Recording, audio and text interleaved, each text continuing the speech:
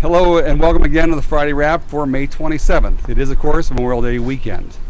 Last weekend, unfortunately, I was not in town. I had to attend the Illinois GOP convention down in Peoria, but I thought my vote would be needed down there to counter a committee move to try to take the definition of marriage out of the platform, but it wasn't. It actually it was voted against doing that by a 4-to-1 vote, or 80% of the people voted to keep it in. So, but I did miss the event, the Armed Forces Day, which you'll hear about in a minute.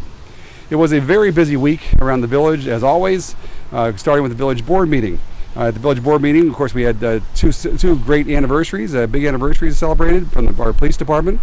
Officers Dan O'Connor celebrated his 25th anniversary, and Sergeant Michael Barnes his 20th. I can't believe it's been that many years, and they don't look like they could be on the force long enough to celebrate those. But also passed, of course, with everything on the consent agenda, as well as a lowering of the price of rustic acres after a survey, an updated survey for the price of it. An estimate was revealed that the property value has gone down over the last 7-8 years. So that passed by 6-0 vote. The longest discussion was on the Economic Development Plan. That was already approved by the Economic Development Committee. It was actually designed by the subcommittee, but the hot topic by one of the trustees was whether or not we should even recommend or consider the addition or a signage for the village center along I-55. That caused the vote to be 5-1, with Trustee Bolus voting against it. We also had heard from resident James Holderman regarding the ComEd smart meters and growing concern around some of the radio frequencies that are emitted from that. The village is arranging a special meeting to discuss that in the upcoming weeks, and I'll keep you posted on that. It was followed by a goal-setting workshop where the new trustees, Schiappa and Paula Murphy, were able to give some extra input as to different goals that they thought were appropriate to village that was held before they were elected.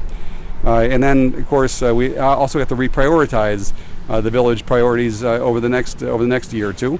The top priorities are ensure the viability of the village center, find additional resources for sidewalks and pathways, evaluate the need for alternative housing for young families and empty nesters, improving public notice procedures, selling the 2 village properties that we own, and pursuing a comprehensive plan update in fiscal year 17-18. For complete information, be sure to check out our website on the other priorities, but they were the top priorities. We also held a Veterans Committee meeting this week where we discussed the wrap-up of the Armed Forces Day, as well as the power washing, which you can tell by the pictures is pretty cool. It's amazing how much it was improved. Also, the Veterans 5K run, not coming up until July, but also the possibility of signage, which we now have thanks to some connections over at IDOT, for possibly having some a wayfinding sign on I-55 to direct people to visit the site, which of course is only appropriate that I should be filming it from here today. Also, we had last weekend, Trustee Al Paveza represented the village over at Argonne's open house. It was incredible what they're doing. They have, I don't know how many employees, but thousands of employees, and it's all with the Department of Energy and University of Chicago. It's amazing. If you want to read a great article about it, I learned more in the Hinsdale Magazine article from last month than I probably ever have. And Trustee Paveza learned a lot over there. Also learned about how much they really support and recommend the Village Center. He sat right next to the main liaison. They put a lot of business in the Village Center, many Merlots, Capri, Topaz, as well as over the Marriott. This week was also pretty exciting around the Burr Ridge downtown. I started out the weekend actually on Sunday. I was between Capri, Walk and Fire, and Cooper's Hawk. I spent all day Sunday there. It was kind of relaxing. But the big news in Capri is the over at County Line Square. I took some great pictures of the new parking spots. They're rearranging some of the parking spots over there, and took a picture with the owner of the complex, Bob Garber. They're actually going to add 35 new parking spots over there, which will be great for the current businesses as well as any future ones. Also, this week, I was also, I think one of the biggest news in the village for probably several months is the addition of an ice cream in the village center. Plush Horse is ice cream is now being sold at Sticks and Stones. Now this is big because this is anybody that lives on the south side probably heard of Plush Horse near Southwest Highway, 127th Street. It's very, very famous, very, very popular, and now it's the first time ever they've actually franchised it to a store outside of their own. That's on sale now at Sticks and Stones. They're having a soft opening, no pun intended, today or this past week, and one more upcoming. So that was big. Also, this week, next week, I just want to mention I was contacted by Relevant Radio. I'll be airing on Wednesday morning at 8 a.m. What was picked up was my 50 Capitals trip and the patriotic pilgrimage from both the spiritual side as well as the patriotic side. Seemed appropriate. I'll be on the air at 8:30 a.m. on Wednesday. Also, one quick reminder, the Burr Ridge 5K run is on June 4th. And today, May 27th, would have been John F. Kennedy's 99th birthday. And that's pretty amazing and pretty significant, which I'll show you in a second why we took it from this angle. But one of his most famous sayings is probably only appropriate to repeat again today. Ask not what your country can do for you, ask what you could do for your country.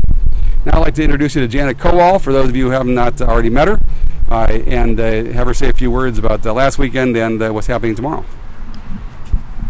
Happy Friday, everyone, and we are filming here at the Veterans Memorial right here in front of the Village Hall in Burr Ridge. Just in case you missed it, last weekend at Armed Forces Day we had a wonderful antique plane flyover. They did a few formations. We had the West Suburban Concert Band entertain us with some wonderful patriotic music.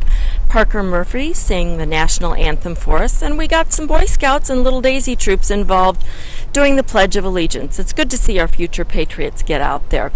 We also awarded the 4th Annual Patriot Award to Barb Barkstrom, who helps out quite a bit with the honor flights in Chicago. She had a wonderful turnout supporting her.